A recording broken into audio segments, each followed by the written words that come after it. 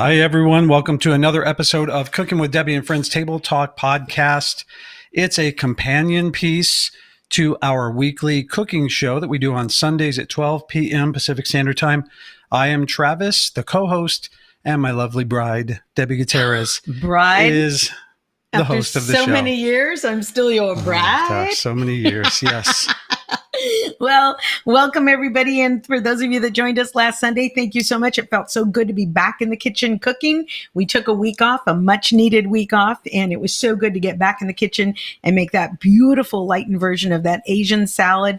And we fed neighbors and family with that huge salad. It was great. Yeah. Oh my gosh, somebody wants she beat your dad. Okay. We're looking at the comments there. Normally my dad is the first one to join in, and we've got a couple of guests tonight that were glad that they beat him. So yeah. So that's what we did last Sunday, and last Tuesday we were here talking with Peggy Castaneda. We did something a little light, and that was about taking care of the skin that you're in, loving the skin that you're in, especially you guys who scrub down with a bar of soap that goes over every part of your body, including your face. Every single guy that was asked, what do you use? Every single man in the comments posted a bar of soap to wash their head, their face, their body, hopefully in that order. Right? It's the same bar when you pick it up the next day. Well, yeah, but you rinse it off. Plus, also, it's been a whole night. So you get immunity from the bar sitting there all night. Yeah. Oh, boy. So that's what we had going on last Tuesday. So we've come up with a new phrase here at Cooking with Debbie and Friends, and that is, we aren't like positive Pollyanna, but nor are we Debbie Downer. And we will always recognize the elephant in the room, but we will not let it sit on your chest and crush you. So we will be taking on some subjects that are right here that we need to address. For sure. But we also want this to be a place where you can come and just kind of let your hair down and relax, pour yourself a glass of wine, have yourself a cup of coffee, tea, whatever, and just enjoy, just get away from everything for a little bit, connect with friends. We are not your news source, but definitely we'll be bringing on some people that will enrich your lives. So we're glad that you joined us tonight. Especially tonight. You want to say hi to some people and then we will introduce? Yeah. So we say hi to Debbie Grow, Eva, thank you for joining us. Rhea Myers, Richard Conemacher, and Debbie Wheatley. Rhea Myers Conemacher, Richard Conemacher, Robert Snow. Hi, Robert. Paula Gelman, all the way from Vegas. Tony Townsend, BG Casas from right down the street. And Suzanne Denlinger. Funny thing, I texted BG. I thought I was texting BG saying, hey, I'm bringing salad over to your house right now after the show. And Suzanne Denlinger wrote me back from Texas saying, well, okay, but it's snowing out here. So hi, Loretta. It's so good for you to join us. Hi, Lemieux. And Audrey and Patrick are here. Good. Carlos Amescua. And a few others. Do you guys remember Carlos Amescua from Channel 5? And now he's on Beyond TV and KOCE on Saturday. KDOC on Saturday mornings. And when he announced me at the Emmys, he goes, I'm going to announce you like this. Gutierrez. I'm like, ha, ha, ha, ha. And then he did. He did it. That's Carlos. He did it when I lost my damn Emmy. He's a good guy. I am so excited about tonight's guest. Not only I am happy to call him friend, I'm so proud of all the success he has had since we met. I first met him when we worked together in a weird little casino in Mesquite, which is about, I don't know how far away from Vegas, but let's say a whole civilization away from Vegas. And after we worked together, his career took off like a rocket. You've seen him on so many TV shows. I would bet if you have a TV, you've seen this guy. Mm-hmm. He has not one, not two, not three, but four comedy specials, and his fifth is coming out. Can you believe it? That guy's a workaholic. Wow. Yeah. Or he has a whole lot of funny to say. Yeah. He's got a lot going on for sure. And he's also the author of a book entitled, I'm Not a Terrorist, but I Play One on TV. Please welcome my friend, Travis's friend, Maz Jobrani. Yay! Hey, Maz. Good, man. Good to see you. How you doing tonight? That place that we did that first show in Mesquite was such a weird place, isn't it? Well, you start your podcast back to school with your child asking a question. And your son asked me, do you remember meeting my dad and working with him for the first time? So I'm going to shoot that question back to you. Do you remember? Yeah, of course. So for to paint the picture, my wife now, who was then my girlfriend, is from India. She was born in India and moved to America at the age of 6 months. I was born in Iran, moved to America at the age of 6 years. But we both come from immigrant backgrounds. Now, at the time, this was probably 2000, 2001. I don't know when it was exactly, but it was early in my career. I get this gig opening for Debi Gutierrez. I didn't know you at the time. I just, I had no idea. I was just going out to open. I didn't know who the person was. I knew I heard the name and I go, okay. So we drive. And going from LA to Mesquite, you pass Vegas and you're like, oh, look, there's a lot happening there. Then you just keep going. Keep going. Like, and you keep, like 12 hours later. You keep going. Yeah. You keep going towards Utah. And then we end up there and they're like, oh, welcome. Here's the casino and this, spa. And then they're like, and here's your key to your room. And it was like a motel. You don't get to stay in the place you're playing. You stay in the backyard. In the backyard. And then I was so happy when I met you guys. I was like, oh, Debbie's also brown? A person of color, brown. I go, Debbie, I think you, me, and Preetha were the only brown people because it was right by Utah. Like Travis, you fit in. I fit right in. Right. With his braids and everything. Yeah. And then all those Mormons came out and they can party. Jack Mormons. They party. Remember we got up to dance. We got back to our table. There's like 6 drinks waiting for us. They were buying you guys drinks. Yeah. Crazy. It was crazy. It was crazy. Scary. And it's across the border. I guess they come there to party. And it was also interesting for me starting out because the lady who booked me, her name was Pat something. I forget her last name. Pat Wilson? Pat Wilson. And they give you, because you're new, so they give you these rules. And they're like, 20 minutes. You better not go to 21, not 19, 20. And no cussing. And da-da-da-da. And I was like, So I'm on stage. I'm like looking at the light. I'm like, I don't want to get fired on my first gig. And it was pretty exciting, man. You did a great job. And I remember locking arms, all 4 of us, because it was just so creepy. There was just a creepy vibe to it. Like, Well, again, talking about doing a great job, I remember watching you and going, oh, wow, this lady's a pro. Like, you killed it. And it was interesting because being in a place where these people, like, just by their appearance seemed different than Debi Gutierrez. Yeah. And yet you pulled them in and you gave them a show. And that goes back to a lot of what I say about comedy. I think that we have a lot more in common than people choose to admit or to recognize. Right. And, we're going to talk about some of the things that you talk about. I've never been political, but whether you're Democrat, Republican, red or blue, gay or straight, at some point you want to slap the shit out of your kids. I mean, it just happens, and just tell your spouse, just leave me alone. And I just think that, it's true. What's my favorite fantasy when the kids were little? What did I fantasize about? You fantasize about being dead. Being dead was my favorite fantasy, Maz. I mean, like, damn it, if I was dead right now, I wouldn't have to get up and feed you or quiz you on multiplication. And so I never had to get political, not had to, but I was scared to get political because it's a fine line and very few people can handle it like you do beautifully. But I find that it doesn't matter what their backgrounds were. I connected on them.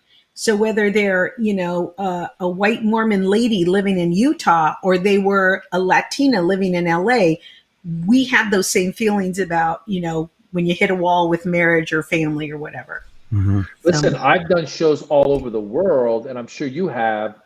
And for the first time in 2007, we were part of a group called the Axis of Evil Comedy Tour. Mm-hmm. We went to the Middle East, and we did shows in Egypt and Lebanon, in Kuwait, Jordan. Since then, I've gone back and done shows Saudi Arabia, all over the place. And you realize, like, we've been fed this line that the people of the world, or like, for example, in the Middle East, they're going around saying death to America. And I was like, that is the furthest from the truth, because 99.9% of those people are just trying to work and feed their families and get through life the same way we are. And I realized, I go, that's such a narcissistic view that we have, that we think the rest of the world is waking up and going, what's America doing? What are they doing? They don't care. They're like, I got to get to work. I got to get my wife fed. These kids are killing me. I wish I were dead. You know, there's all that. That's what and listen, of course, there's extremists everywhere. You know, we've seen that now here as well. Hello. But the point is that I think you're right. Like comedy, music, all of that stuff brings us together. And sometimes if we could just get past those labels and realize that, wow, we do have a lot in common. You know, I get into rooms, like you said, because we both talk about our kids and even stuff that's going on in the world. It's amazing to me how much we have in common and how people just need to loosen up and go, you know what, I'm going along for your ride. And when they do, they have a good time. Yeah, I agree. Yeah. I agree. I wanted to start off by asking how you're handling the pandemic, and you and your wife, and you're the first interview we have that has littles in the house. You know, most everybody, their kids are gone or they have no children. And so I want to know, what does that look like for a family during the pandemic? And how old are your kids? So I have a 12-year-old boy and a 9-year-old daughter. And basically last March when school stopped, this is in LA, they've just been doing Zoom. And first of all, I was saying it's funny to me because on my role in the house, because I'm a touring comedian, right? Well, I have not been touring. So I said, basically, I've become the handyman of the house, the tech support of the house, the dishwasher, the dog walker. I did electrical work. I mean, I just was like, I hope I'm turning off the right fuse before I try and do this, you know. And it's amazing because you could YouTube anything. It's amazing. You just hit YouTube and it teaches you. And I was telling my wife, if we're going to do a remodel, I go, babe, I could just YouTube it and remodel the house. We don't why not? You're going to remodel the house off YouTube? No, I'm not going to. I was joking with her on that, you know. But my point is, you could learn anything on YouTube. So that's number one for what I've been doing. The second thing is, I said now everyone's in a different corner of the house. And whereas on a computer, they're just typing away because everyone's Zooming, doing stuff. And I was like, I used to have a family. Now I walk out in the living room and it looks like an internet startup company because everyone's like typing away, you know. But we have zero funding, like no fund. I'm like, did we get the venture capitalists? No. Nope. So yeah, it's been a trip. But I will tell you, there's been a silver lining. Like Debbie, I've taken bike rides around town with my kids. We got a pandemic puppy, so I take her for walks. I was just saying the other day, like we've been watching 30 Rock. We go through different shows together, and it's a great way to bond. And these are things that like we have a pool, so we'll end up in the hot tub, all of us just hanging out. So these are times when I was on the road, I didn't have as much time, and now I do. So there's silver linings in there as well. Sure. Yeah, I agree. Do you miss the road any little bit? Of course, similar to what you said about you had fantasies of dying. I have fantasies sometimes like going to the hospital. I'm like, if I just go to the hospital for a week, I put my foot up, they give me food, my family, you know, appreciates me. You know, like I know. And I used to complain about the maid that would bang the doors while she's vacuuming the room next door in the hotel, and what I wouldn't give to have her come vacuum the room next door now. Oh, yeah, man. Listen, you know how it is. Like for comedy, so I've been doing Zoom shows. I've been doing drive-in shows. I'm actually going to be doing another drive-in show at the Irvine Improv in a couple of weeks. And the Zoom shows actually have been fun because on Zoom, and I'm sure you know what I'm talking about, there's certain things you can do, like when you move into the screen and you move out and you make funny faces, they see it right there. So, and then if you have the crowd up, like you guys have comments, but when you do the Zoom, you have their actual, you know, a few of them, you can talk. It's like doing crowd work. Really? So that's been fun. Oh my, you haven't done a Zoom show? You know what, I haven't. I couldn't get past looking in people's houses. But that's part of the fun. Like I've done a few shows where I'm like, oh, I'm going to do this, this, and this for my material. And I start, and then I look into their house. I'm like, what the hell's going on in your house? and the audience is loving it because they're like, oh, we see what he's talking about, you know? So look, I'm sweating just thinking about it. I'm so nervous. She did the one and she didn't like it at all. And I told her, I gave her permission to not do that again. Oh, it was hard. But the cooking show is great because I'm still commenting, but they're all comments. Well, that's fun too. So obviously, like you were on my podcast, and by the way, if you guys, I hope people go and listen to Back to School with Maz Jobrani, but definitely listen to the Debi Gutierrez episode, because you also talking about being funny, but also having messages and bringing people together. I thought you gave us such a great interview when you were talking about what led you to become more political. Mm-hmm. And that's a beautiful story. And you know, I can't help but be political, especially nowadays. Mm-hmm. But being a person with my background, it's like I have to be, like when September 11th happened and all of a sudden I'm looking at some of the, like, we're going to war with Iraq, but the terrorists weren't from Iraq. And I'm going, this doesn't seem right. And I don't care if it's Republican or Democrat, it's like, I think it's our privilege as Americans to be critical of our government and to make fun of our leaders in a comedic way. Now, of course, there's a level to that, in that, like, I also would say that doesn't give me the right to just go and make stuff up and go down this conspiracy theory rabbit hole and then just be like, oh, like, you don't know how many people, again, I love you, whoever side you're on, I love you. My own mother was like Trump. It was funny because I told her, I go, Mom, you're an immigrant, but you have citizenship. It's your duty as an immigrant. You should vote. And she's like, okay, then I vote for Trump. I was like, it's also your right not to vote. Right. You can just stay home and don't vote because we don't need. But can I just say something real quick about your mom in your latest special, Immigrant? You said something that I think was supposed to be funny, but it just really hit me. You said that your mom said, Trump says the things that I want to say but can't. But don't have. So I don't have to. That was it. Yeah. There's a lot of. I think what was happening was, so the previous special, Immigrant, came out in 2017, and that was right through the elections. And it was, and actually I shot it in DC at the Kennedy Center, like in his backyard in 2017. Beautiful, so, and a lot of it was, there was material that was leading up to it. Now, I personally am very critical of Trump himself as a person, as just who he is. Now, I have friends that are Republican, and I can argue and we could debate the issues all day long, whether it's like whatever the issues are that you want to talk about, taxes, gun rights, abortion, that's fine. And we could end that debate and go and hang out and be friends. But what I was seeing was this thing of people accepting what Trump was saying. And a lot of it for me was, as someone who, I feel that comedians got to be truth tellers. I think that we got to say what is our truth. Richard Pryor set himself on fire and then went on stage and talked about it.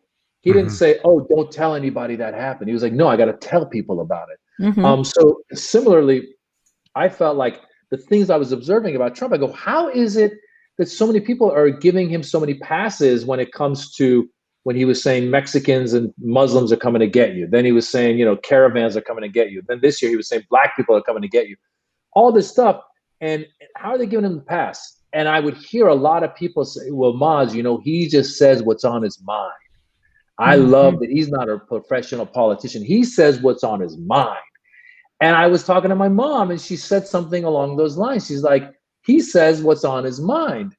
And I was like, holy moly, my mom is falling for this line. And it went back to what you said. The second line I came back with, I said, he says what's on his mind, so I don't have to say what's on my mind. Yeah. And it's interesting because my mom has been a victim of racism. Like after September 11th, my mom was at a Costco shopping. And if you remember, right after September 11th, there was so much anti-Muslim venom out there, where they were going around shooting Indian Sikhs who were wearing turbans. Yeah, because they didn't even take the time to know who was who. Right. They didn't take time to. So my mom is at Costco after September 11th, and at the time the anti-Muslim fervor was high, and my mom has an accent. So her cart was, she was shopping, and there was a cart in her way, and nobody was with the cart. So she moves the cart to get her product. Some lady comes back and goes, who moved my cart? And my mom goes, I did. It was in my way. I had to move it. And right away, when the lady hears my mom's accent, she goes, why don't you go back to your country? And my mom was like, I told the lady, I said, this is my country. And then the lady supposedly took her cart and started walking away and turned to my mom and goes, bitch, to my mom. And my mom considers herself a lady. She doesn't like to cuss. So she goes, so what I said was, I said, she who says it, is it? And I was like, oh, good comeback. right straight out of like second grade. Well done, Mom. Well done. Yeah. So that's somebody who had like experienced racism, and to see someone like that then come around and support a guy who was spouting racism, it just didn't make sense to me, you know?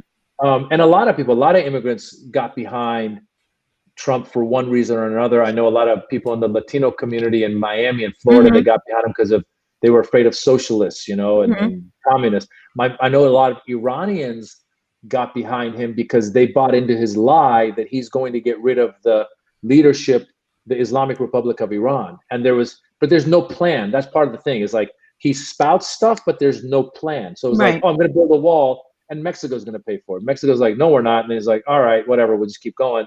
The line got me where I needed to get. So well, there's still a few days left. Left. That health plan could come through and that wall could go up. Quick. I mean, you have things like, you know, it's amazing to me because, again, you know, I think trying to be a truth teller, there was a clip that was circulating right around the time when the election was ending of Ted Cruz. And Ted Cruz goes, oh, this whole coronavirus thing is a hoax. And he's like, you wait, if Biden wins, the day after he wins, they're going to stop talking about coronavirus and it'll be over. And I'm like, this is the worst. It got worse. They were calling it the election infection. Just nuts. Nuts. Yeah, we were watching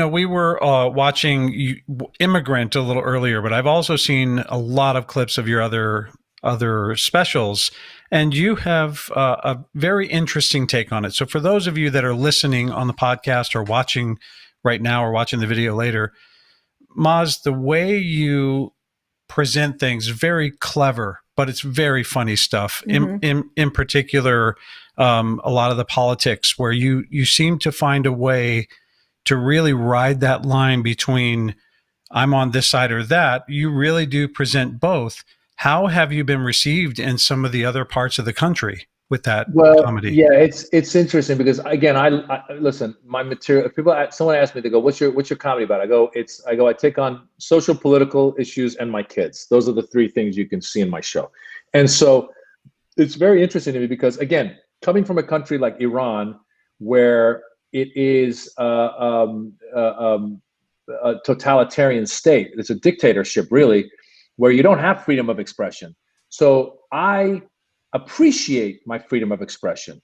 I appreciate the freedom of press. I appreciate our ability to criticize our leaders. And that's why early on in my, when Trump was becoming president, I would do Trump jokes. If people would get upset, I'd be like, I go, that's the whole point of this country. And when he pulled out of the correspondence dinner, I go, what you're doing is what happens when I go to some of these Middle Eastern countries, and they go, you can talk about anything you want, but don't mention the leader of this country. And that happened a lot. When I would go to different countries, they were like, just don't mention, like we were touring when Hosni Mubarak was the president of Egypt, and we got into Egypt and the promoters were like, talk about anything you want, but no sex, religion, or politics. I was like, well then, hello and good night. You know, I mean, who do you want from me? But they told us, they go that they got a call from the Ministry of Information asking them if any of these American comedians who've come to Egypt are going to do any jokes about the leader. And I was like, why are they so sensitive? And they go, well, like a couple months before we showed up, some journalist had written in a newspaper that Hosni Mubarak was looking older, and they threw him in prison for it. And I was like, whoa. Wow. So that's the kind of stuff we were dealing with then. So you come over here, and when you see people go like, oh, fake news, and, you know, shut them down and lock them up, and you can't make fun of the president, I'm like, whoa, you guys are acting a lot more like these dictatorships than you would ever imagine. And so when I was traveling, Travis, it was interesting. Most of the people, for the most part, when they come to a comedy show, they know they're going to laugh, and they're there to laugh, and they know it's jokes, right?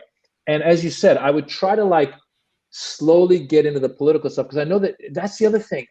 I've noticed, you know, I feel like definitely under Trump and a little bit under Bush, I didn't feel it as much under some other presidents, but when you do jokes about those presidents, their fans take it personally. And I'm like, I'm not making fun of your grandmother. Just relax. Right. And I go, just relax. And so I learned to get into the material by going, guys, I'm about to do these jokes. My own mother's a Trump supporter. Don't just relax. We're all gonna, how about I do a couple of Biden jokes just to put you in the mood, you know? Yeah.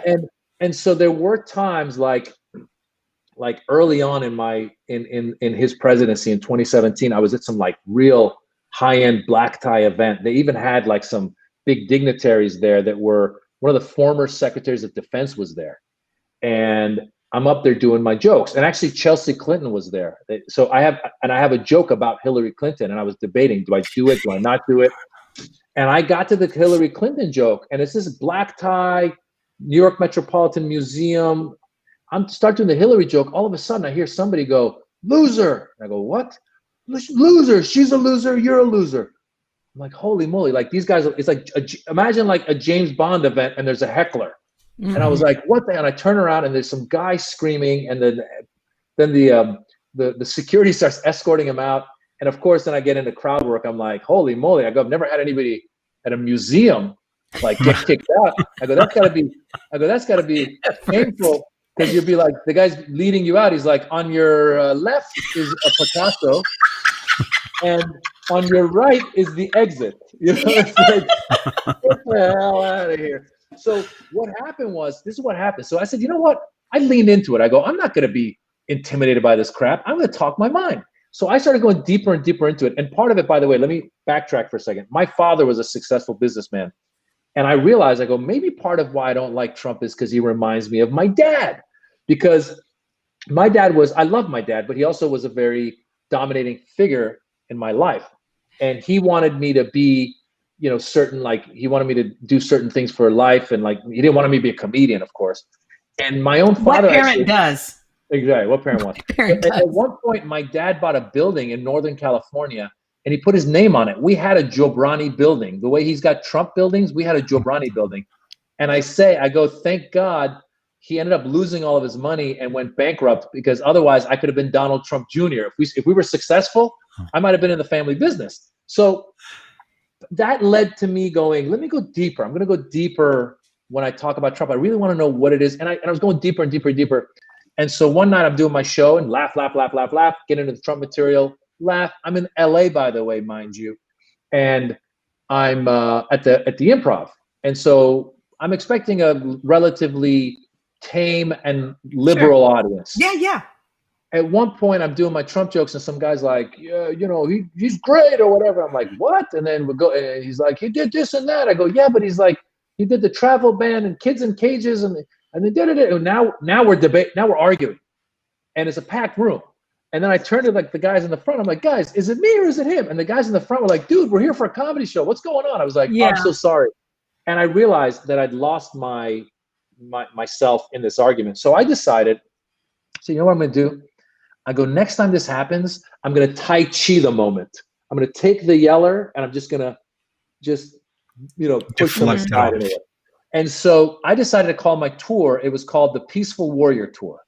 And the reason it was called the Peaceful Warrior was I was like, I'm going to get my points across, but in a peaceful manner. And I swear to God, this technique worked for me so well. Matter of fact, once you guys are done watching this, if you go on YouTube and you put Maz Jobrani Trump heckler, you'll see, because it happened to be one night I was at Flappers and they're filming my set.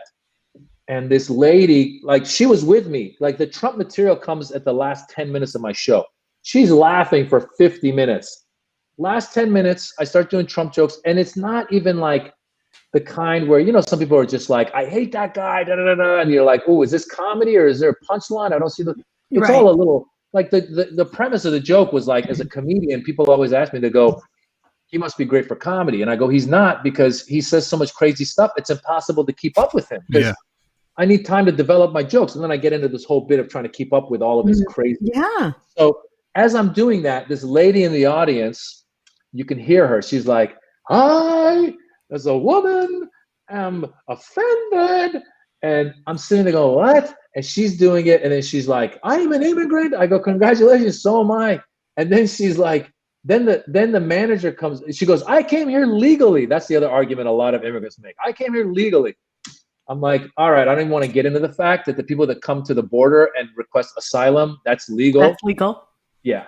But let me just say, I said, okay, you know what? Congrats. That's fantastic. I go, listen, I go, thank you so much. I go, I'm so happy you have your opinion. I go, listen, I only have 2 more Trump jokes. If you can handle it, you can stay. I go, if you don't, I go, you're welcome to go. Listen, just peaceful. She's like, you could see, she's like, what am I going to do? What am I going to do with this? I'm Tai Chiing it. And then the club management came over. You don't see it, but you hear it. And they're asking her to leave. And I'm like, guys, let her make up her mind. I go, listen, and she goes, I'm legal. I go, I'm trying to help you stay in this club legally. Just relax. I mean, I'm telling you, man, I Tai Chi'd that thing. And ever since then, I was like, peaceful warrior is the way to deal with these hecklers because they're losing their minds. And it's crazy because I'm like, dude, I've done it. First of all, what point of view do you expect? I'm an Iranian American immigrant. What do you want me to, what do you think? I'm going to come over here and be like, build that wall and ban the Muslims. And I mean, and by the way, if you're coming to my show, and I've heard other comedians say this, and this is totally true. I think it was Wanda Sykes or somebody where there was like audio of some people walking out on her show. I'm like, do you Google the comedian before you go? Right? Wanda Sykes is a Black lesbian comedian who's been around for whatever number of years. You could at least YouTube and watch 3 clips and you'll know what her point of view is. You know what you're going to get.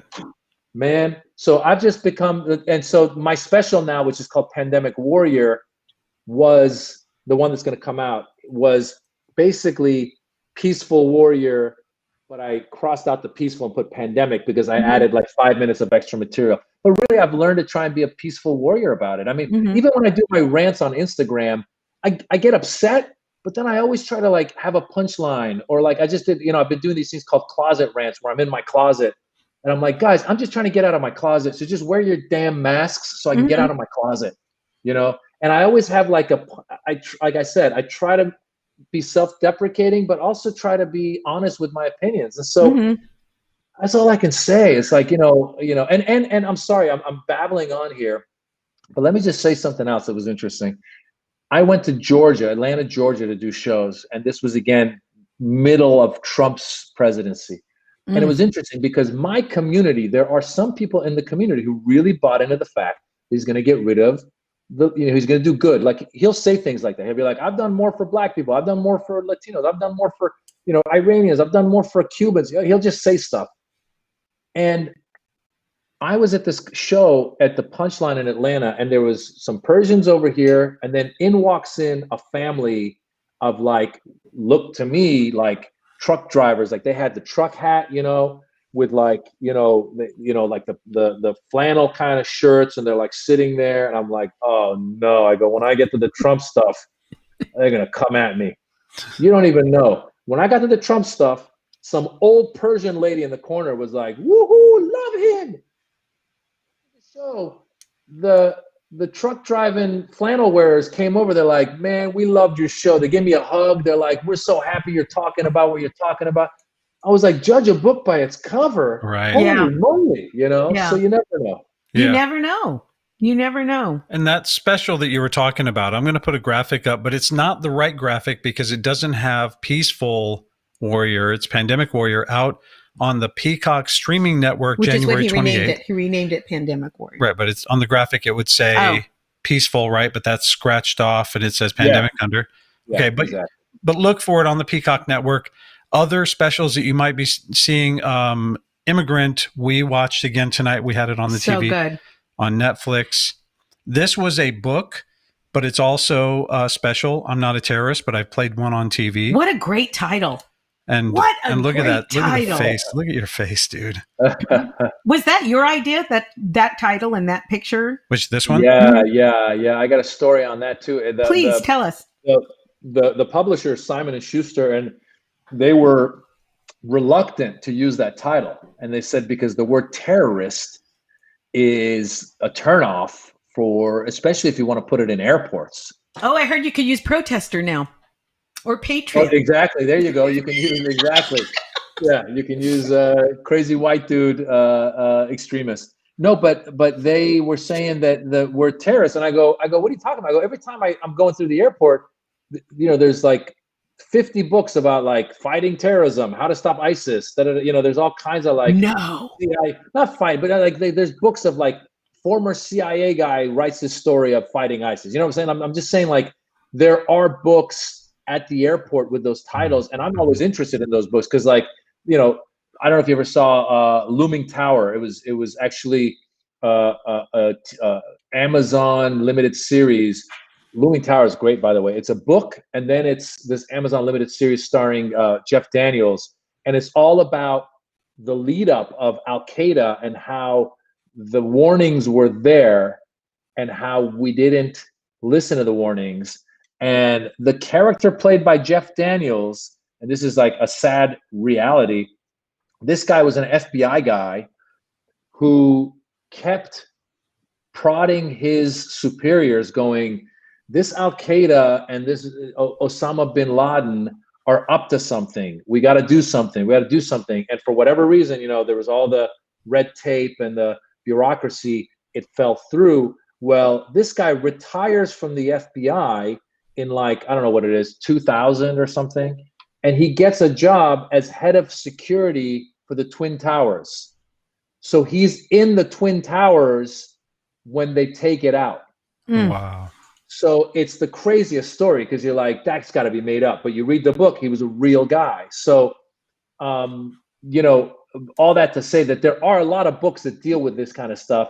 And mine obviously is a play on the old, the old phrase, I'm not a doctor, but I played one on TV. Right. And mine comes from truth because early on in my career, I got a couple of parts playing terrorist parts. I grew up in Northern California, all right, and growing up in Northern California, had a lot of white friends. Had a handful of Persian friends, but I just consider like Eddie Murphy was my comedic influence.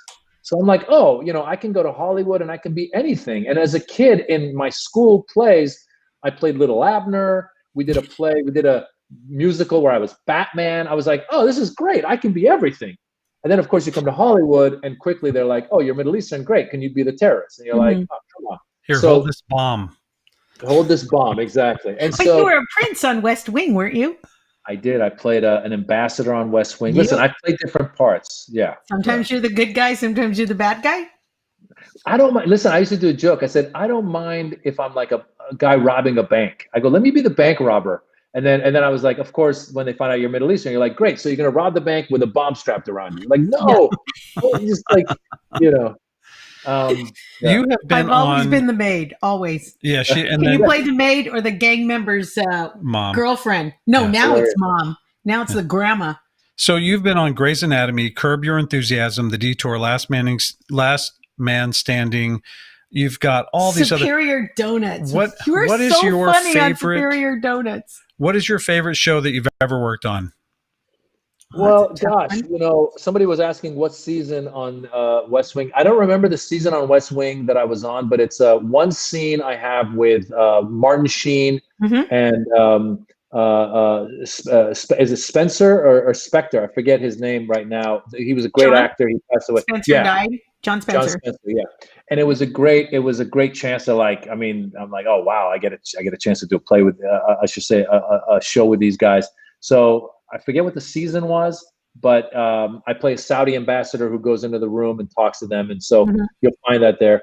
But for me, first of all, I'm lucky to be living my dream when I'm doing these things, whether it's stand-up comedy or acting, right? Because again, coming from an immigrant background, my parents were like, you should be a lawyer, you should be this, you should be that. And I took a lot of detours. I got my bachelor's in poli-sci, then I ended up in a graduate school trying to get my poli-sci PhD to maybe be a professor. And then I ended up in advertising. And it wasn't until I was 26 so I really got into this. So somebody asked me one time, they go, when do you consider yourself successful? And I said, the moment I decided to do this, I was successful.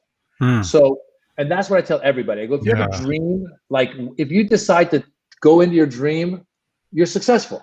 The rest, hopefully money comes, hopefully other stuff comes. But whatever your dream is, if you go for it, you're successful. So let me put that out there first. And then there are obviously going to be jobs that come along that are a lot even more fun. than you could have imagined. So for example, when I was in Friday After Next, which was Ice Cube's third movie of the Friday series, and I played this character Molly, who owned the donut shop. I hired Mike Epps and Ice Cube to work as security guards in my little strip mall that I own. And that was when Cat Williams, he was new to that series, as well as Terry Crews. And that was a lot of fun because they would tell us, listen, they would say, listen, Mike Epps is going to improvise, just go with him. So that allowed us to like create, you know, and I got to work with John Witherspoon, who had ideas and stuff. So as a comedian, you go, okay, I get to create, I get to have fun, I get to go off the page. That's fantastic. Yeah. When I did Curb Your Enthusiasm, that's all about improvising, right? I did my own movie. I co-wrote a movie called Jimmy Westwood, American Hero, which I describe it as like the Persian Pink Panther. I play a bumbling idiot who wins the green card lottery to come to America. And I come to America and I end up in some like big plot to lead us to World War III. And I end up saving the world. So that was a lot of fun because I co-wrote it and I was able to bring friends on to work on it. Oh, that is fun. And it was so much fun. So where do you see that? Because I couldn't, it just says online, but where would Jimmy you go? Westwood, Jimmy Westwood, you can find it's on iTunes, it's on Amazon. It's just like, it's spelled Jimmy and then the word Westwood, but with V's because Iranians have a thick accent. So Jimmy Westwood. That's it. Yeah. Somebody, one of our listeners wrote that she heard you today on Wait, Don't Tell Me. You hosted today. Yeah, so Wait, Don't Tell Me is an NPR show, which is a fake quiz show that makes fun of the week's news, and it's a lot of fun. And that was one of those things where, so it's on NPR, and they always have three panelists, and they have the host, Peter Sagal, and the co-host, Bill Curtis, and then the panelists will riff with these guys about the week's news. And so that's been a lot of fun. And so recently, Peter Sagal had a baby. So they asked me to host a couple of the episodes. And that was interesting because you realize, oh my God, so much work goes into this, writing and getting ready for it. It's interesting because it's an NPR show. So it's got like if I had to stereotype the demographic, I would say an older white demographic. And then you've got like Friday After Next. If I had to stereotype the demographic, you would say an younger urban, like whether it's Black or Latino demographic. So it's interesting to me because then of course there's my stand-up. So when I do shows, or when I used to do shows before the lockdown, when I was doing meet and greet, I would sometimes have fun trying to be like, I know where that guy knows me. Like when they're standing in line, I'd be like, oh, there's an old couple. That's got to be Wait. Oh, you know which of your work brought them to your show. Exactly. Yeah. And sometimes it was pleasantly, I was wrong. The most interesting one, and Debbie, I don't know if you've ever had this before.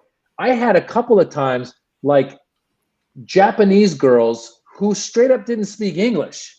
And I'm going, how did you find me? And they're like, we love you. And I was like, how? And like, why? That's all they knew was we love you. I was like, what the hell? Oh my God. Where did you figure that one out? I couldn't, I think what it is like YouTube, like they watch and maybe they don't fully understand all of it, but for whatever reason, like I've done a couple of TED Talks, and one of those TED Talks is like the video that has the most views for me is like, I don't know, the TED Talk had like 15 million views or something. So wow. I've straight up like, listen, when I did the TED Talk, I had no idea what TED Talks were, and I did it. And it is crazy because nowadays you don't know where people discover you. So like I was at an airport in like Sacramento or something, and this African dude, like straight up from Africa, just makes a beeline. He's like, hey, you are the guy from the TED Talk. I was like, yeah, man. I mean, it's crazy. So, just keep swinging the bat. Dude, you do everything, You do man. everything. Wow. I'm trying. And as you guys know, it's like right now with the podcast, really trying to clamp down on that a little bit, because who knows what our future is? We really don't. Like there was a while where touring, I was so busy with touring and I was just doing the podcast as a hobby. I was like, whatever, I'll just keep doing it.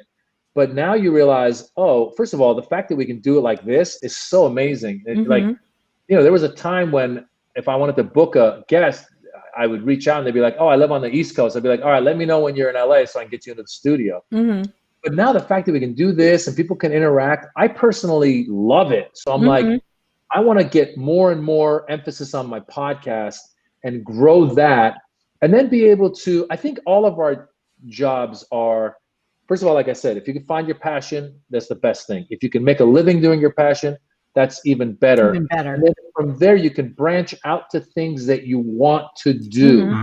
So early on in my career, my acting, like I would get a commercial gig, and you know how it is, Debbie, when you first start out, you do a gig at the Comedy Store, they pay you $15 a night. You got paid? You weren't there when the strike ended? They pay people now. But you know, early on, my acting was paying for my comedy. Then eventually my comedy started paying for my acting. So I was able to be like, I don't want to do that job. I don't want to do that job. Let me try and do this job.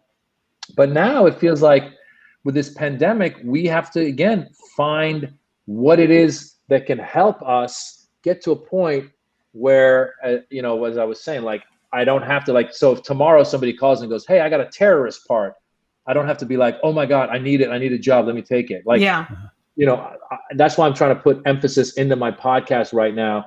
And then in the meantime, as stand-up opens up and stuff, I think, I heard Jeff Ross talking about this. I do feel there's going to be a renaissance of people wanting to go out and see live stuff once this pandemic's over. I agree. And I think that it's going to be interesting because we haven't had a chance to see each other do live work, because we would tour and we would be able to, you know, that's what the green room was all about, was to bounce off ideas and see who's doing what, and, you know, pop in and see somebody's set. And we don't have that anymore. So you're right. We're starting brand new from scratch, new points of view. So it's going to be pretty interesting, very interesting. And, you know, we do this cooking show, and we've talked to some people that are like, you know, it would really go far if you don't talk about the pandemic. Wow, you really shouldn't mention COVID. And our show is really, we always talk about cooking. I always look for low, like, you know, within your budget. This is healthful. Feed your neighbor. We have a nurse that works cross street. She's working double duty. We're making this for her today. And, you know, doing the, you know, here's how to wash your hands. Here's how to sterilize your kitchen. And it's still a part of what we talk about. And I won't give it up. I won't, because like I said at the top of the show, we will address the elephant in the room. We won't let it sit on your chest and snuff you out. But it is part of the new way that we live, you know? Well, listen, I think that one of the issues with having immediate feedback on all this stuff is that you're going to get a lot of opinions coming at you. And the moment you start changing you to please the opinions, now you're a jukebox. You're just taking requests.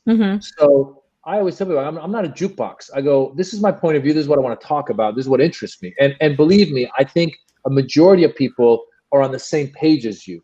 Or if they're really that bothered by it, they'll leave, and the ones that are on the same page will show up. Because I agree with you. I think, you know, we can't just ignore it and be like, it's not here. Like once in a while, I'll be flipping channels and like Entertainment Tonight is on, and like da da da da da da, you know, and they're like, you know, this week, you know, whatever, Demi Lovato, you know, got a nose ring, and I'm like, really? Like nothing about the Capitol? Like you guys, you have nothing. There was a revolution. Like, what are you talking about?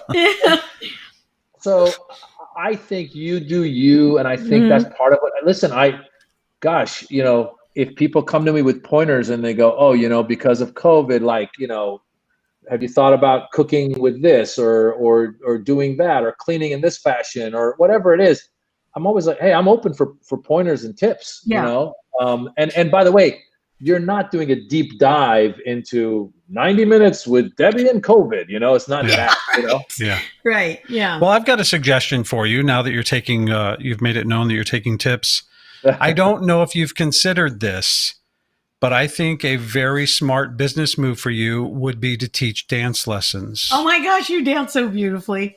One of the first things I remember about you on that stage, you came out dancing and the whole place is captivated. First of all, if anyone watches comedy or comedians on stage, the energy that they start with really does set the tone.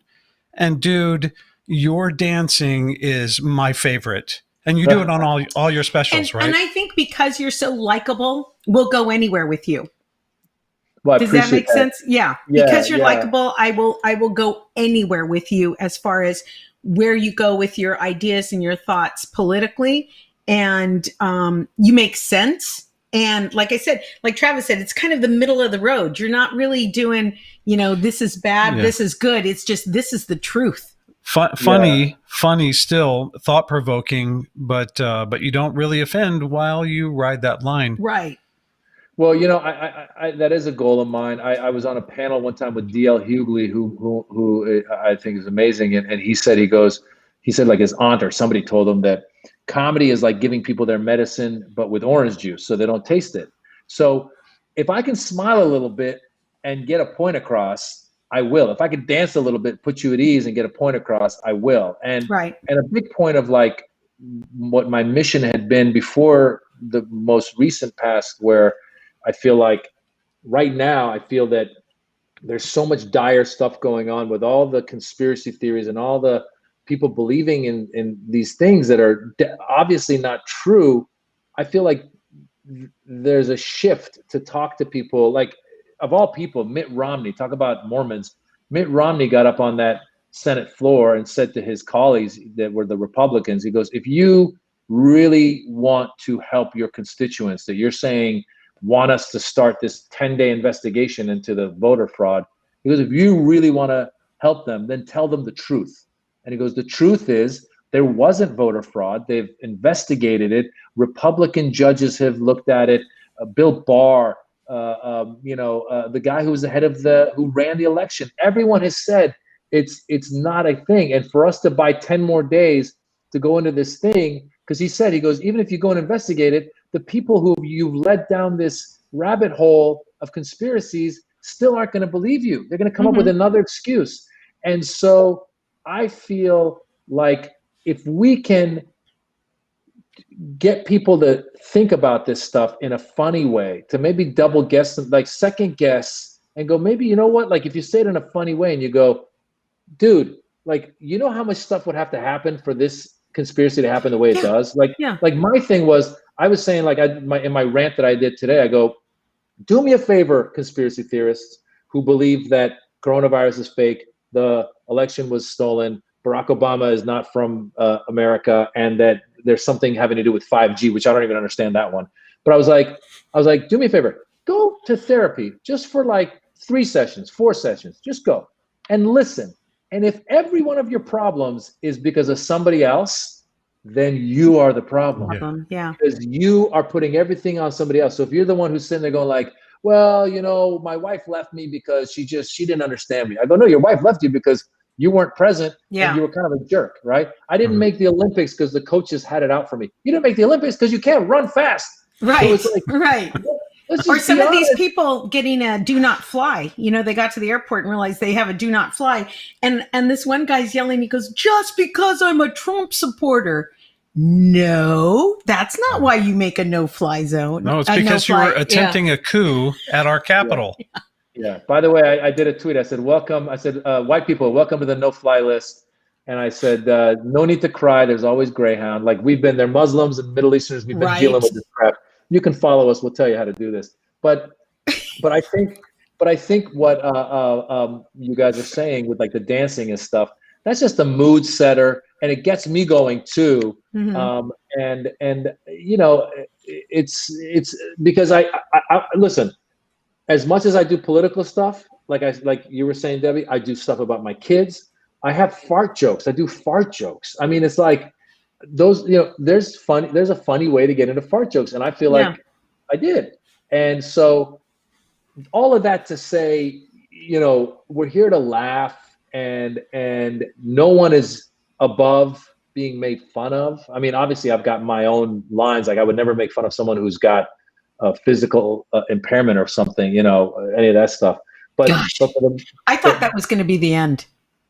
What's that? When I saw Trump do that, I thought that was going to be the end. How many times have we said? Yeah, too many times. He can't recover from this. But I didn't mean to interrupt you. Go ahead. But you're right. You're absolutely right. And that's why I ask these people who support and follow him blindly. I go, so what is it exactly? Is it the tax cuts? So for those tax cuts, you're willing to let children be in cages, and there's good people on both sides, even though they're saying Jews will not replace us. and now they're attacking the Capitol. What is it exactly? Is it your guns? Because we have more guns now in circulation than we ever have before. No one's coming after your guns. All right. Is it abortion? Because you don't have to have an abortion, and women's right, and there's legal ways of going about any of this stuff. Even this cockamamie idea that the election was stolen, we gave them 2 months to go to courts, and the courts laughed at them. So all of that to say, if we find funny ways to remind people, and I have friends, by the way, who are close friends who went down that QAnon world, and they would just keep throwing things at me. And it's a shame, because I just read a great article in The Atlantic about how it's almost like these religions who say, oh, the end is coming. And then the date comes and the end doesn't come. And you would think people would be like, whoa. But instead they go, oh, that's God testing us. Let's go again. And I'm like, guys, wake up. Like, this guy is the biggest con man. Because part of it too for me was like, there's a lot of stuff that was done that was detrimental to these people who are of the socioeconomic level of his supporters. This whole thing with the pandemic, with the what I'm talking about, the stimulus, and how the Democrats have been saying, let's give $2,000 checks, and then this guy waited 9 months. He's like, all right, let's do $2,000 checks. All of this to say, it's okay to like somebody, but let's just be a little open-minded. You come to me and say Barack Obama had the most drone attacks under his presidency of any other presidency. I go, you're right. He did drone attacks in Pakistan where they killed innocent people. You're absolutely right. So let's be able to do that with multiple people. And as Americans, we have the right to do that. So yeah, if you can dance a little bit and have people be like, yeah, and then you go, by the way, make fun of the president. And, they're like, okay, So that's my strategy. You make some really good points. And I think more than anything, the majority of Americans are more alike than we are different. And we are more like each other, even if we're on complete polar opposites politically.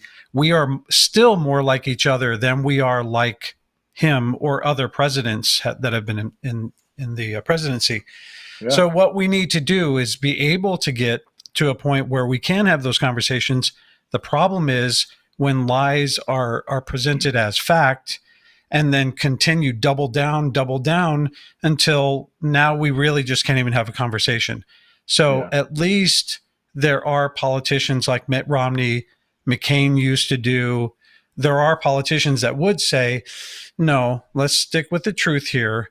But in the meantime, we have to look to people like you, comedians who can present things in a funny and clever way and present those sides that we can look at and go, yeah, that doesn't seem right. Or that's funny. I don't agree with him, but it's still funny. Well, you just put a lot of weight on my shoulders, but I'll take it. It's all up to you, Maz. No, ultimately, I will say this. I don't wake up every morning going, oh, I'm going to be political today. I wake up every morning going, oh, I hope the world is a better place.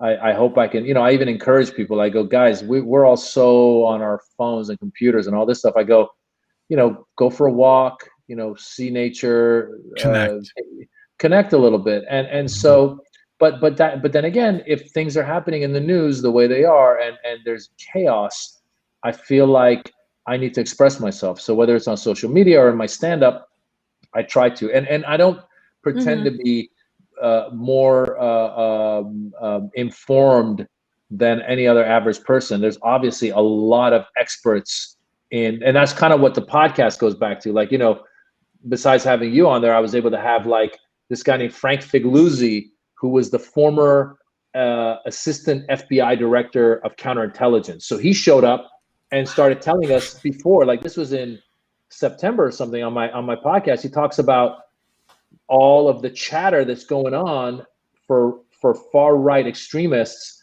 getting ready for the elections. Like he told us this 3-4 months ago that like people were, and he goes, by the way, being a retired FBI guy, I don't have to worry about any of like the hoops that current FBI has to jump through, CIA has to jump through to make sure that they're not in chat rooms, spying on people. He goes, I, as a private citizen, can go in there. and find out. So the it's a lot of interesting people that are knowledgeable out there. I'm just trying to make it digestible, and I'm trying to ultimately speak my truth, as do you guys, and that's why I think. Where do you get your news? What do you go to? What's your go-to? So every morning, just because like my now almost USA Today, you know how USA Today was simple to like just look at like a coloring thing. My USA Today is they CNN. just did five issues a week. Exactly, and it was like a block thing, and you go, okay. So I always start with CNN.com. Now I know a lot of people go CNN this fake news, but at least I get some hits, and for the most part, I feel like they're not necessarily lying about things. Obviously, any side has been caught lying about stuff, but for the most part, I go, if they're sitting there going like House Democrats introducing impeachment papers, there's truth to that, and then I'll maybe take a look at it. Then I'll probably go check out like New York Times for a second. Then I'll go on my own Twitter, and there's a bunch of people I follow who I feel I trust. Like there's a guy named Robert Reich who used to be labor secretary in the Clinton administration. He's a professor at UC Berkeley, really bright guy. I'll look at some of the stuff he's saying. There's another guy named Michael Betchloss, I believe. He's a presidential historian. You know, you have a lot of stuff on Twitter. If you follow the right people, they lead you to links. For example, like The Atlantic to me is a great magazine because they do deep dives into all of this stuff. And again, I keep it, I have a conservative friend who's like, well, the left lean of the media it's just gotten too far. And I go, dude, when somebody reads the New York Times, they're reading it knowing that there's going to be a left lean to it. But for the most part, those reporters have their reputation on the line. So they really investigate it. Yeah. I go, if you read the Wall Street Journal, you're going to get a little bit of right leaning, but again, you're going to have people that are investigating. And so where I get upset is when I have one of my friends on this WhatsApp that I'm in as a WhatsApp group. This guy keeps like sending, like you were saying, Travis, he sends stuff that's totally non-factual, and it's somebody's like Facebook rant, and the Facebook rant will be like, blah, blah, blah, blah. Joe Biden's a pedophile because, and it's like, one time he was caught with his hand on the shoulder of a girl, and then and I'm going, what? What is this? And I'm going, reading, and at the very end, it's like, this has all been researched. If you don't believe it, research for yourself and spread this, please. And I'm going like, holy moly. I have an immigrant friend who does the same thing, sends me those exactly through WhatsApp. It's probably the same guy. It's the same damn guy. And that's what I'm saying, though. I'm like, that's what's frustrating to me. I go, listen, just do a little bit of research. If nothing else, take that storyline, Google, go to Snopes.com and see if there's any truth to it. And then maybe, listen, if you like the right, and I mean, if you like Fox, check Fox.com, see what they're saying about it. Then go see what MSNBC is saying about it. Then read, like, this idea that he's taken media and made it all fake news. The concept that a human being can be right 100% of the time should be a red flag to everybody. The fact that this guy, every time somebody says, oh, hey, you did this, he's like, oh, fake news. You did that. No, fake news. Hey, Maz, you have a big nose. Fake news. You're born in Iran. Fake news. And if I say it enough, he even said it to, I think it was Leslie Stahl of CBS. He goes, if I say enough lies, eventually I get rid of you guys as truth tellers. And again, that's not to say that I bow down to CNN or bow down to New York Times or Washington Post or any of that stuff, but I do trust their reporting because I feel that these are people who've made a living going there. And then sometimes, like you were saying, made a living doing what they do, but also they have integrity. And so if I can take that news piece and present it in a funny way, then I'm doing my job, I think. Absolutely. Yeah. Wow. And the whole big lie is a propaganda technique that Hitler used. The big lie. Yeah. I mean, how much more simple can you get? And Alonzo Bode and I were having a text conversation, and when you shut down the media and you fake news, who steps in are the artists. And we're the ones that tell the story through joke, storytelling, music, rap, poetry, novels. We're the truth tellers. Then that kind of falls to us to give it to the public. Like you said, that Daryl Hughley said, his grandmother said, orange juice with the medicine, Yeah. And so I think we do have a responsibility. The difficulty, though, now is this. I was saying this because I went to Berkeley for undergrad. And when you were at Berkeley, when you went, there's a place called Sproul Plaza, which is where everyone's hanging out. It's like noon. Sproul Plaza was always just happening.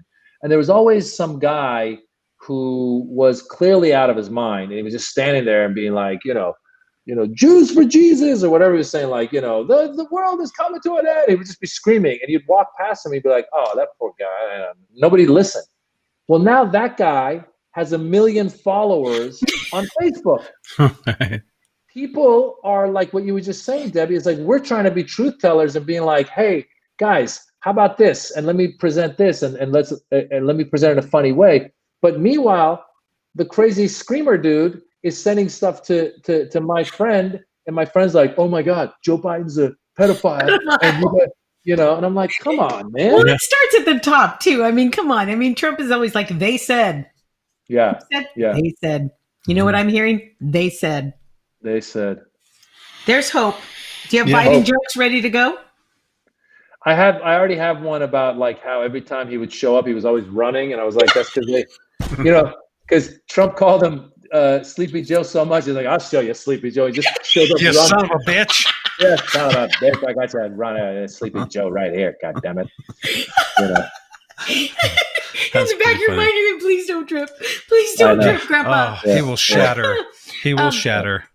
Oh my gosh. Well, this is a companion piece to our cooking show. So I have a couple questions I want to ask. And also, Travis and I wrote a book about conversation starters because we felt people would come to the dinner table or kids and you go, hey, what'd you learn today at school? Nothing. Or you ask your wife, what'd you do at work? Nothing. So we came up with these conversation starters and questions. Would you like to play yes, a round? Okay. Yeah, let's do it. All right. So before we do would you rather and why, I have a couple COVID questions. Okay. What was your strangest COVID purchase? My strangest COVID purchase was I got a little the little mini vax, the vacuum. Mm-hmm.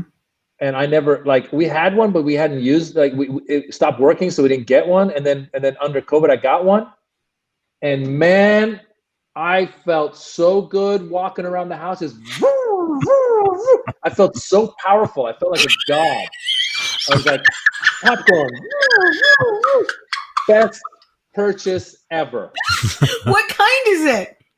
Oh God! Because I think I just threw mine away. I just bought her a new one, and she hates it.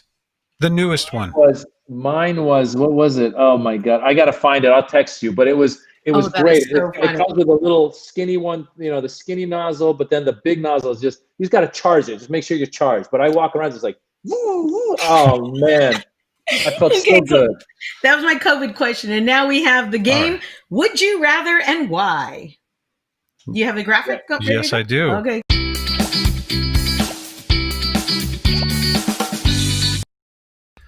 All right. And we've got the orange colander of questions.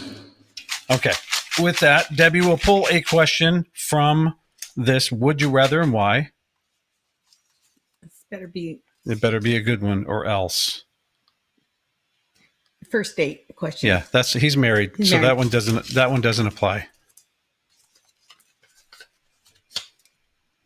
Another dating question. Where did you get these? Wow, a lot of dating going on. Would you rather be forced to sing along to every song that you hear or be forced to dance along to every song that you hear? Well, those are perfect. I will sing, even though I love dancing. Really? You don't know how much. Oh my God! If I could be anything else, I would have been a rock star. Like I love singing. You don't even know. You do? Do you karaoke? Debbie, I could kill it in karaoke. I did a thing for the elections, for the voting. I was like, I want to do a song that'll like be kind of silly and funny, but like Lounge Lizard. So I actually set it up in here with a green screen, and I put on a fake wig, and I put on like a tuxedo, like a Lounge Lizard. It's on my Instagram. You can go. I'm sitting there singing the love vote. Soon we'll be making another run. I sang the love vote. That took me by surprise. Before we go, we want to talk about the fact that you are a philanthropist and you use your platform to do good. And you sit on the board of the Persian American Cancer Institute. And you also support the International Medical Corps, which offers aid to those that are suffered from war and natural disasters. So tell us how we can get involved. Tell us how you're involved. I believe you're doing Absolutely. a marathon for the latter. Yeah, so PACI.org is Persian American Cancer Institute, great organization. We've kind of been, haven't been doing much because of COVID. So that's kind of set on the side for right now. International Medical Corps is kind of like a Doctors Without Borders, where anytime there's any kind of disaster anywhere in the world, they show up and they train the doctors to deal with those disasters. So currently they're doing a lot of COVID work and delivering PPP and all that other stuff, and really good people. And I did a couple of events for them. And so leading up to my special, since that's January 28th, I decided this is what I'm going to do. And people can follow me at Maz Jobrani on social media to kind of figure out how to do it. But we have it right here as you're speaking. There you go. So yeah. I am going to currently I'm doing I'm running like 5 to 6 miles every other day. And I thought to myself, you know what I'm going to do? On January 28th, when my special comes out on Peacock, I'm going to set a goal to run 10 miles. And I'm going to donate a certain amount, like, 50 or $100 per mile to International Medical Corps. And I'm going to encourage people to join me and go, hey, Maz, I want to run 3 miles and I'm going to donate $10 a mile or whatever it is. But I figure that's a good day for all of us to come together, donate some money to International Medical Corps, which is internationalmedicalcorps.org, I believe, and then go home afterwards, take a shower, and watch the special on Peacock. That's great. Nice. We will do that. We will support you in that. Yeah, for sure. I got my kids doing it too. My 12-year-old, my 9-year-old, and my 13-year-old nephew. I said, you guys set a goal. So right now, like my daughter was running 2 miles. She's like, okay, I'll get to 2.5 miles by the 28th. I go, great. And my son wants to do 5 miles. And I'm like, I'll do 10 miles. So everyone set a goal for themselves and we're going to hit it that day and then, donate the money and celebrate. Nice. Well, I'm not going to run. Yeah, we're not going to run. Not at all. No. But we I will take a walk upstairs and we're winded and go, I think we have COVID. Yeah. We have COVID. No. Oh no, we're just fat. We're just fat. But we will write a check. And I'll roller skate it though. I'll roller skate 5 miles. Just move that day. You can do it anywhere. You can do it anywhere. And then, I can do that. I can do steps, right? Yeah, there's no rules at all. The only rule is set a goal to work towards for the 28th. Let's get there. Whatever your goal is, somebody's going to be a mile. Someone's going to be like 30 miles. Get to that goal and set like an amount that either you'll donate per mile or you'll say, look, I'm going to do a mile and I'm going to donate $100. That's it. All right. Boom. Yeah. Yeah, we can do that. Yeah. Get your roller skates, baby. I got my Fitbit. You get your roller skates. That's right. And the checkbook. We're good. All right. How can I thank you for this? So much fun. On Impeachment Eve. I could not think of a better guest on Impeachment Eve. Well, what are you calling it? We're going to hang stockings and... I know. Well, it's an interesting time to be alive, you guys. Interesting. It really is. Yeah. Well, listen, I want to thank you guys for having me, and I hope to be able to get together and break bread soon in person. Absolutely. Yeah, for sure. Absolutely. Thank you very much for joining us tonight, Maz. And before we close out the show, I'm going to show that clip of you dancing. I will. Yes. So hang out for the rest. We just have a few minutes left. Those of you that are hanging in there, Maz Jobrani, you can be found on Instagram at Maz Jobrani, YouTube, Maz Jobrani, Facebook, same MazJobrani on Twitter as well. And you've got a lot of video clips on your website, mazjobrani.com. You also have a store. People are saying that they're going to go to, they're already getting everything ready to go see different Maz stuff. Yeah. Did you see them? I'm going to go watch this. I'm going to go watch that. Do it. Yeah. Maz has made me laugh for years. Nice to see him out of character. I guess they see you in character. Yeah. Thank you, Maz. Thank you, Maz. Fun evening, Maz. I'm reading the comments. Appreciate it. Yeah. Thank you guys all for tuning in. Okay. Well, we love you. Love to Preetha and the kids. And hang in there, brother. Hang in there. We're going to be watching Number for four. Peacock on January. We'll put this graphic up. January 28th, the Peacock Network, his brand new special coming up. Maz Jobrani, you're amazing, man. Thank you so much for joining us. Thank you so much. Guys. Bye-bye. Bye-bye. Bye-bye. All right. Wow. That was fun. I couldn't think of a better person to have on tonight. Yeah. Just, yeah. the world just seems to be going sideways. Well, you know why I appreciate Maz is because not only is he very funny, but he's very thoughtful. He's a very loving, kind human being. So I just think he's a good example of who we can all work to be because he does bring together a lot of people with his comedy, but his thoughts and words too. So, yeah, Maz Jobrani. I was not expecting the Dustbuster thing. No, that was. Yeah, I think that's one of the best answers we've had. I got to find out which one it is because you hate yours. I hate my Dustbuster, and I don't know why. It wasn't cheap. No, it wasn't. You said it like you bought it for me, like it was a romantic thing. Yeah. Hey, I bought her. I spent some money and some romance on that one. Yeah. Well, everybody, we know we're headed for a few days that are going to be odd and historic. And we, and let's just face it, it's tough to go through, but thank you for coming and spending an hour with us here and laughing and having some fun. And just, all that news will be waiting for you when you're done watching the show and decide to turn the TV back on. But we really do appreciate you being here with us. Yeah. We enjoyed it. We love it. Don't forget to check out Maz. Yeah, check him out on the 28th Peacock Network. And before we close out the show, so hang tight before everyone leaves. Oh, yeah. Please. I want you to see this clip. It is my favorite memory of Maz from the very first time I met him, and he does it before all of his specials.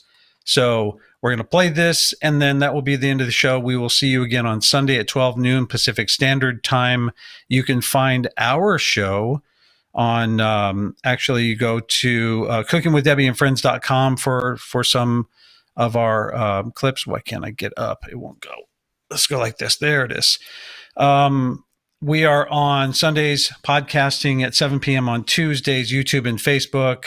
Also, like I said, on Instagram here and our website, Cooking with Debbie and Friends. And the audio only version can be found on Spotify, Apple, iHeart, Stitcher, or your favorite podcast platform. So before we go, thank you very much, Debbie, Joe, Eva, Loretta, Suzanne. Yep, Suzanne, Sandra Benton, everyone that's joined us. And if you're still wide awake, go watch Immigrant. It is hilarious.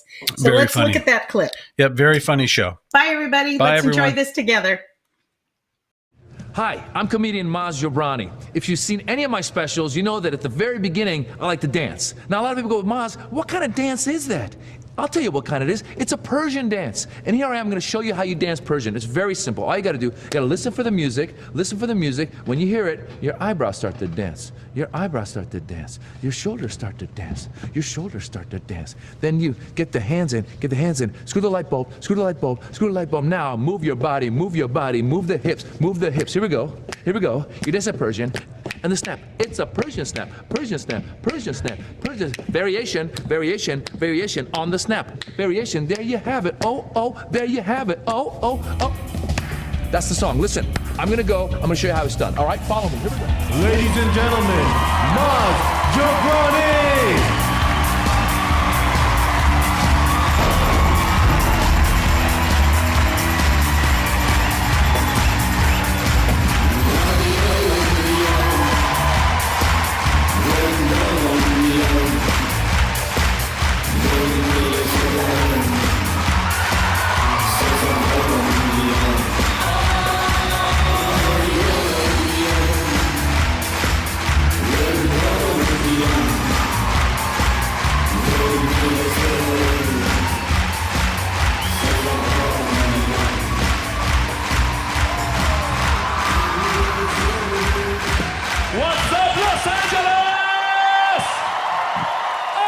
Oh my God! How are you guys? Woo, I'm tired. Good night, Los Angeles.